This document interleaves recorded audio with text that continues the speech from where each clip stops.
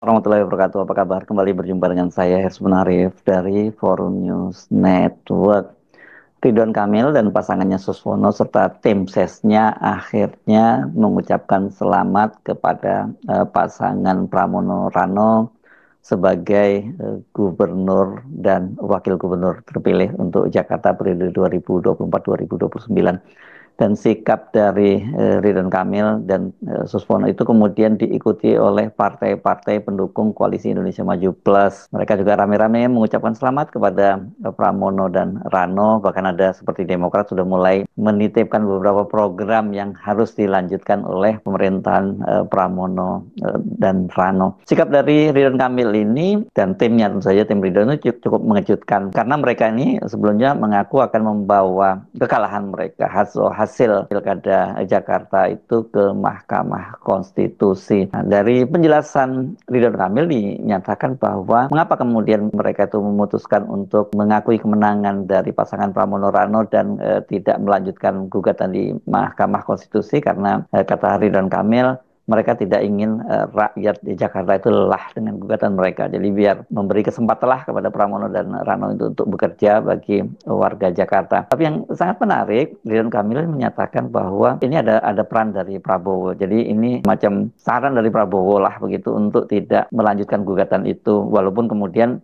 Ridwan Kamil menyatakan bahwa bukan itu satu-satunya keputusan kenapa mereka membatalkan gugatan ke Mahkamah Konstitusi, tapi kata dia itu merupakan hasil musyawarah di antara tim Ridwan Kamil dan Suswono. Iya, walaupun Ridwan Kamil menyatakan seperti itu, tapi saya kira kita bisa menduga bahwa jelas peran besar dari Pak Prabowo dalam keputusan tim Ridho ini untuk membatalkan gugatan itu. Karena sebelumnya kan yang terlihat ngotot itu adalah tim hukum dari Gerindra yang mereka ini memastikan bahwa akan mengajukan gugatan ke Mahkamah Konstitusi. Hal yang sama juga dikemukakan oleh ketua tim ses dari Ridho, yakni Ahmad Riza Patria, ini yang juga sekaligus sebagai politisi dari Partai Gerindra. Jadi artinya kalau mereka tiba-tiba kemudian dengan mudahnya membatalkan gugatan itu dan dengan legowo menerima keputusan dari KPUD yang telah menyatakan memenangkan pasangan Pramono Rano. Ya, saya kira pasti ada faktor yang dominan yang menyebabkan hal itu kemudian mereka lakukan dan kita dengan mudah menduga bahwa ini tentu saja peran dari Pak Prabowo.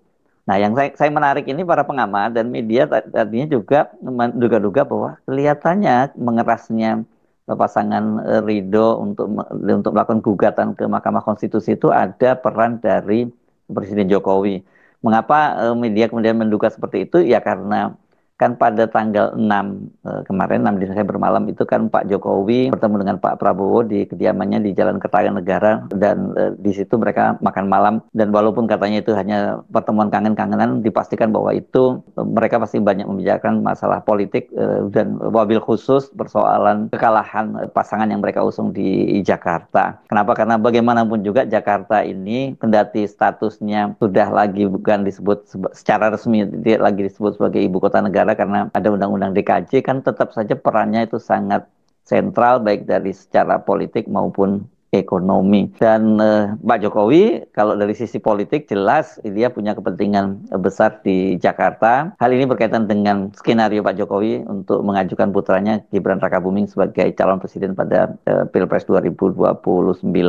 Dan Jakarta, ini kalau kita ngomong soal politik, itu pasti butuh pendanaan yang sangat besar kalau Pilpres itu dan sumber uang itu tentu saja adalah di Jakarta. Jadi ya nggak salah juga sih kalau media maupun pengamat menduga-duga bahwa pasangan Ridwan Kamil ini ngotot untuk mengajukan gugatan karena mereka kan menyampaikan itu tanggal 7 ya. Sehari setelah pertemuan antara Pak Prabowo, pertemuan makan malam antara Pak Prabowo dengan Joko Widodo. Nah, pertanyaannya mengapa kemudian ini sekarang jadi berbeda? Pak Prabowo justru yang memberikan saran agar, atau sebenarnya bukan saran, ini mestinya instruksi lah ya kita sebutnya gitu. Sehingga itu kemudian mereka membatalkan gugatan itu. Karena memang perspektifnya saya kira sangat berbeda antara Pak Jokowi dengan Pak Prabowo ini. Walaupun kita mesti bolak-balik mesti mengingatkan itu bahwa Pak Prabowo menyatakan dia adalah penerus dari pemerintahnya Pak Jokowi, tapi paradigma pemerintahannya itu sangat berbeda antara Pak Jokowi dengan Pak Prabowo. Pak Prabowo itu lebih mengutamakan persatuan, dia maunya semua rukun gitu, semua bergabung dalam pemerintahan. Ya, meskipun yang soal ini kita kurang sepakat ya. semangat kerukunannya sih kita setuju, tapi semangatnya bahwa dengan kerukunan itu semua komponen politik itu ada dalam pemerintahan, yang ini yang kita agak sepakat dengan Pak Prabowo, karena nanti menghilangkan peran check and balance dari lembaga-lembaga lain, terutama lembaga legislatif ya. Kalau semuanya ada di dalam pemerintahan kan tidak akan ada check and balance. Nah, balik ke kasus yang tadi, mengapa Pak Prabowo misalnya kemudian dengan cepat memutuskan bahwa segera untuk diterima saja kekalahan itu dan mengakui kemenangan Pramono Rano, padahal kan sebenarnya seperti Ridwan Kamil ini maju ke Jakarta itu kan atas perintah dari Pak Prabowo. Saya kira ada beberapa faktor yang sering kali juga kita bahas. Pertama, hubungan antara Ibu Megawati dengan Pak Prabowo itu kan sesungguhnya cukup dekat. Kalau toh sekarang mereka ini terkesan berjauhan ya karena keputusan dari Prabowo untuk lebih memilih bergabung dengan Pak Jokowi yang dia berpasangan pada Pilpres 2024 kemarin dengan Gibran, dan sekarang menjadi wakil presidennya. Itu yang pertama. Yang kedua, sudah jelas dari pernyataan dari Pramono dan Rano pada waktu mereka ditunjuk menjadi calon gubernur dan wakil gubernur di Jakarta, di Pilkada Jakarta itu kan mereka menyatakan kalau mereka nanti memenangkan Pilkada Jakarta itu mereka akan tegak lurus pada Pak Prabowo. Jadi ini tidak akan jadi batu penghalang buat pemerintahan pusat, kendati mereka secara politik itu berseberangan. Karena satu-satunya partai yang sekarang berada di luar pemerintahan itu kan PDIP. Jadi ini meskipun tidak secara formal disebut, ya ini sekarang adalah menjadi partai oposisi.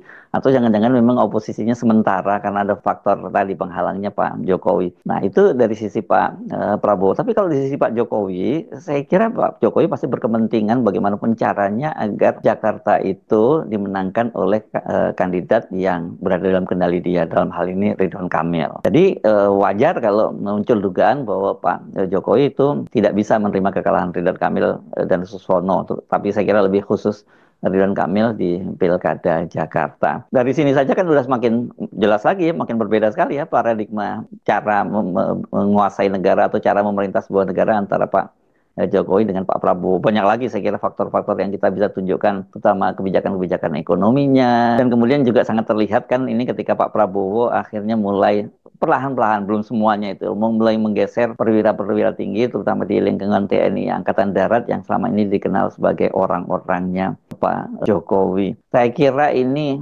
soal waktu saja ya, karena dan kemudian faktor eksternal adanya tekanan ekonomi, baik APBN yang boncos maupun juga tekanan ekonomi dunia, tidak mau membuat Pak Prabowo itu harus melakukan langkah-langkah yang memang berbeda jauh sekali dengan Pak Jokowi. Selain itu, tentu pertanyaannya ini bagaimana masa depan dari Ridwan Kamil. Kita tahu Ridwan Kamil itu kan sejak awal sebenarnya dia tidak ingin maju di Pilkada Jakarta. Pada waktu itu keengganan dari Ridwan Kamil untuk maju di Pilkada Jakarta kan ada faktor Anies yang sangat kuat elektabilitasnya di Jakarta, sementara dia sendiri Ridwan Kamil itu elektabilitasnya di Jawa Barat itu sangat tinggi.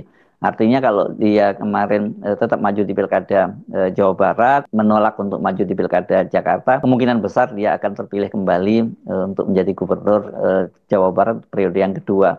Tetapi kan Pak Prabowo yang meminta dia untuk maju di Jakarta karena Pak Prabowo menginginkan ada kadernya, yakni Deddy Mulyadi, sebagai gubernur di Jawa Barat.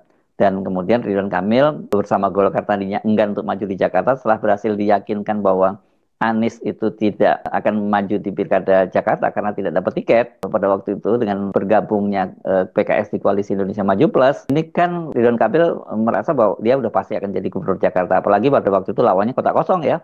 Meskipun ada calon independen kan itu nggak terlalu signifikan gitu, dan ada ribut-ribut juga persyaratannya dari calon independen Darmakun dan Kun Wardana itu kan kemudian mencatut KTP-KTP dari orang-orang yang tidak merasa mendukung mereka, bahkan termasuk keluarga Anies Baswedan. Saya pada waktu itu meyakini pasti bukan pekerjaan dari Dharma Pongreku dan Kun Wardana, ini adalah kerjaan dari tim pemerintah gitu yang menginginkan, atau tim penguasa yang menginginkan agar jangan terjadi kota kosong lah di Jakarta. Karena kalau terjadi kota kosong, peluang mereka untuk dikalahkan itu juga sangat besar. Jadilah kemudian ada Dharma Pongrekul yang maju. Belakangan, seperti kita ketahui, Mahkamah Konstitusi kemudian membuat putusan MK nomor 70 tahun 2024 yang memungkinkan ini partai-partai seperti PDIP itu mengajukan calonnya sendiri karena ambang batas pencalonannya kan diturunkan. Ternyata kemudian kendati sudah diusung oleh 15 partai, didukung oleh infrastruktur kekuasaan, ya karena warga Jakarta ini berbeda sekali dengan warga di daerah-daerah lain yang literasinya dan demokrasinya sudah siap, pasangan yang terutama di-endorse oleh Jokowi itu kemudian dikalahkan oleh warga Jakarta. Jadi ini boleh ya kita sebut sebagai kekalahan Jokowi terutama di Jakarta. Ini bukan kekalahan Prabowo.